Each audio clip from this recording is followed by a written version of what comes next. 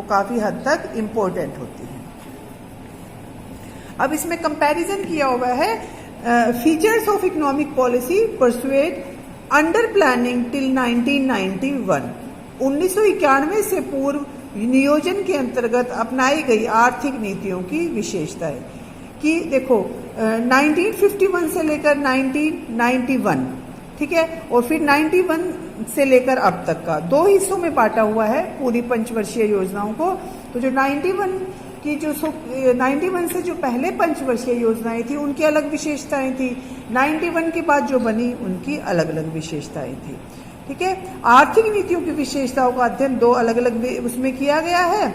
इस भाग में आर्थिक नीतियों देखो जो 1951 से लेकर और 1991 तक आर्थिक नीतियां बनी थी, कुछ इकोनॉमिक पॉलिसी बनी थी कुछ, ठीक है, एक 56 में बनी थी, एक 1991 में बनी थी, ठीक है।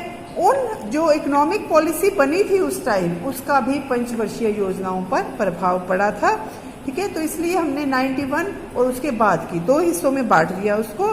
तो 91 की अवधि के बीच आर्थिक नीतियों की विशेषताएं हैं, इसके जो फीचर्स हैं या इसकी कैरेक्टरिस्टिक्स हैं वो क्या है। सबसे पहले heavy reliance on public sector या सार्वजनिक क्षेत्र पर बहुत अधिक भरोसा। उस टाइम पे 91 से पहले जो कुछ किया गया सार्वजनिक क्षेत्र द्वारा किया गया और सार्वजनिक क्षेत्र को ऊपर उठाने के लिए किया गया। सार्वजनिक क्षेत्र मैंने आपको बताया था बेटा कि सार्वजनिक क्षेत्र वो होता है जिसमें गवर्नमेंट का सारा होल्ड होता है, ठीक है, गवर्नमेंट का प्रॉफिट होता है, गवर्नमेंट का लॉस होता है, गवर्नमेंट पैसा लगाती है, सब कुछ गवर्नमेंट का होता है। और सेकंड होता है प्राइवेट सेक्टर जिसमें निजी व्यक्तियों का स्वामित्व होता है, ठीक है, वो अपना पैसा लगाते हैं, लॉस या प्रॉफिट उनका होता है। तो जो 91 से पहले की जितनी भी योजनाएं थी उसमें पब्लिक सेक्टर है उस पर ज्यादा भरोसा किया गया था, उसको ऊपर उठाने की कोशिश की गई थी, जैसे बिजली, सड़कें, ठीक है, रिसर्च, इरिगेशन, इन पर ज्यादा ध्यान दिया गया था। और निजी क्षेत्र को पिछड़े क्षेत्रों में उद्योग स्थापित करने में कोई रुचि भी नहीं थी। गवर्नमेंट ने है वो पिछड़े जो गांव थे वहां पर उद्योग स्थापित किए और निजी क्षेत्र वहां पर उनको ये लगता था कि प्रॉफिट तो है नहीं यहाँ पर, तो वो अपना उद्योग है वो स्थापित भी नहीं करना चाहते थे। तो 91 से पहले है वो सार्वजनिक क्षेत्र को ज्यादा महत्व दिया गया था। सेकंड है निजी क्षेत्र का नियंत्रित विकास, regulated development of private sector. इसका बहुत कम विकास हुआ था, बहुत सार्वजनिक क्षेत्र का है वो ज्यादा विकास हुआ था और निजी क्षेत्र का ना के बराबर विकास हुआ था। 1948 के अनुसार अधिकतर उद्योगों को अपनी स्थापना के लिए लाइसेंस लेना पड़ता था। गवर्नमेंट ने हर निजी व्यक्ति के लिए जरूरी कर दिया था कि अगर कोई ऐसा करना चाहता है कि अपना उद्योग खोलना चाहता है तो उसको गवर्नमेंट से लाइसेंस लेना पड़ेगा, ठीक है। तो ज्यादा वो नहीं हुआ था विकास। फिर है protection of small scale industry and regulation of large scale industry. छोटे पैमाने के उद्योगों को संरक्षण दिया गया और बड़े पैमाने के उद्योगों का नियमन किया गया। जो लघु और कुटीर उद्योग होते हैं जो छोटे पैमाने पर चलाए जाते हैं, कम पूंजी द्वारा चलाए जाते हैं, 1991 से पहले उन उद्योगों को ज्यादा महत्व दिया गया था, ठीक है, ताकि वो उद्योग ऊपर उठे और जो गरीब व्यक्ति है वो भी अमीर हो सके। फिर है development of heavy industry of strategic significance.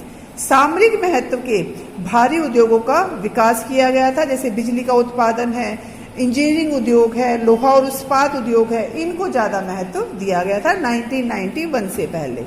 बचत और निवेश में वृद्धि की गई थी, ठीक है, लोगों को ये प्रोत्साहित किया गया था कि आप बचत करो, बचत को अपने बैंकों में डालो, ठीक है, और इससे आपको भी फायदा होगा। और बैंकों की ग्रामीण शाखाओं का विकास किया गया था, बैंक है वो गांवों में ज्यादा खोले गए थे। फिर है प्रोटेक्शन फ्रॉम फॉरेन कंपटीशन कि फॉरेन कंपटीशन है वो कम हो जाए, हम अपने देश में ही सब कुछ बनाएं, हमें बाहर से कुछ मंगवाने की जरूरत ही ना पड़े, ठीक है। तो कंपटीशन भी नहीं होगा, अगर हम अपने देश में सब कुछ बना लेंगे तो हमें बाहर से क्यों मंगवाना पड़ेगा। तो ये चीज भी उस टाइम की गई थी।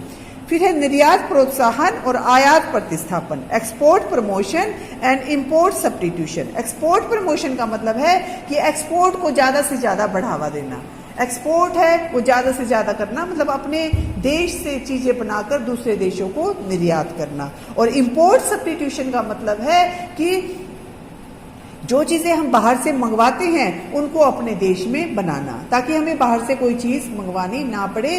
किसी भी देश के लिए निर्यात होता है वो अच्छा नहीं, सॉरी, जो निर्यात होता है वो अच्छा होता है और आयात करना उसके लिए अच्छा नहीं होता।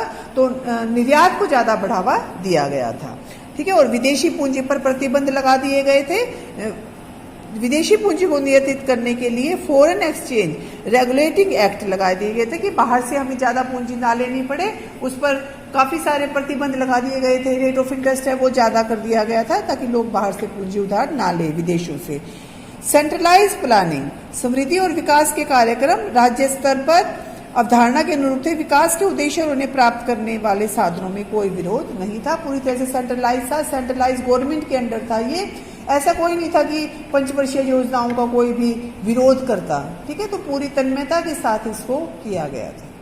तो ये बेटा आपके इसके नोट्स बना लेना और साथ इसको लर्न कर लेना।